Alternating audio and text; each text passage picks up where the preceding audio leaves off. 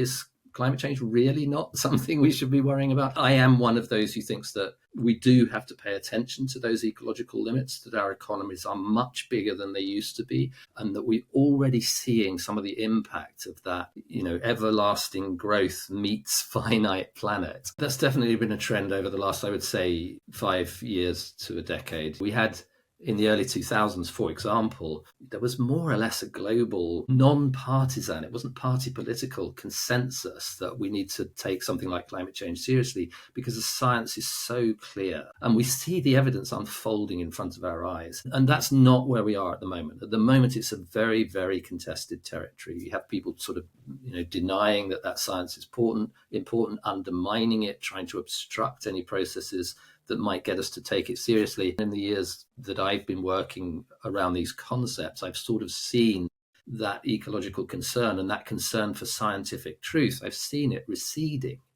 behind a sort of vision of deciding what to do, which is based upon, military power or economic power or who shouts loudest in a Twitter argument. These kinds of dynamics are now overwhelming what was actually an almost essential consensus around quite an important issue like climate change, like the loss of other species on the planet, which undermines our biodiversity, which undermines the productivity of the soil, which then undermines our food system, which leaves us tomorrow or the day after with a wrecked planet and no prosperity whatsoever. We have to be able to have those arguments, even when we don't agree. We should absolutely, definitely be looking at these issues because they are so critically important to, not just prosperity tomorrow, but prosperity today.